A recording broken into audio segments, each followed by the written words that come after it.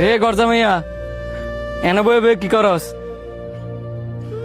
কিরে তুই কান্তাছিস করে?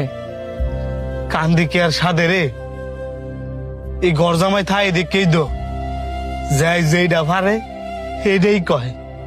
কি এমন হইছে যে হঠাৎ করে তুই সব কইতাছস? কি হয় নাই তোরা, আমি আজকের ঘটনাটাই কই। জামাই যাও খেতে তো কয়টা ঘাস কাটতে লয়ে গরু লাগিয়া। আব্বা রোদটা তো অনেক বেশি, বিকাল বেলা কেটেন মনে। সামান্য কয়টা ঘাস কাটতে আনবা দেখে এটা আবার রোদের বাহানা দাও। যাও যেটা করছি এটা করো।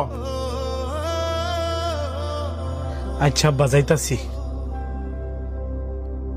বইয়া বইয়া খাইতে খাইতে শরীরটার মধ্যে একবারে চর্বি জমাই লেছে।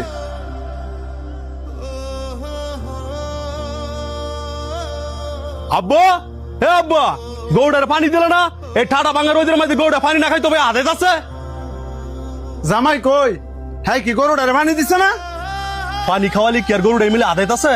জামাই দেখালি বয়া বয়া খাওয়াও, হ্যাঁ কোন কাম করে না, কাজ করে না। তুই বাবা চেতিস না, আত্মুক দিয়ে ঘরে গিয়ে খাইতে ব, আমি দেখতাছি। আর কত দেখবা? ইত্যা বাদাম বেটা দিবা বাড়িতে বার করো।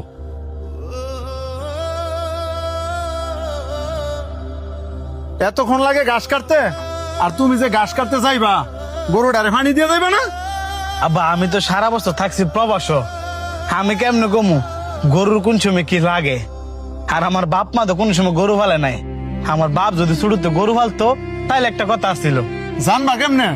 খালি তো আরামসে বইয়া বইয়া খাইতে জানো। থাওস কেরে শ্বশুর বাড়ি হইরা? তোর কি নিজের বাড়ি নাই? নিজের বাড়ি আর শ্বশুর বাড়ি কি এক রে? আমি কেন ইচ্ছে করে থাই? আমার বউটা এনে থাই দেখেন আমি থাই, হে নাকি আমার বাইক গিয়ে থাকতারে না। ও যে রায় দিছস, তুই হইছস পুরুষ মানুষ, তোর বউ তোর কথা না হইনা যাইব কি রে?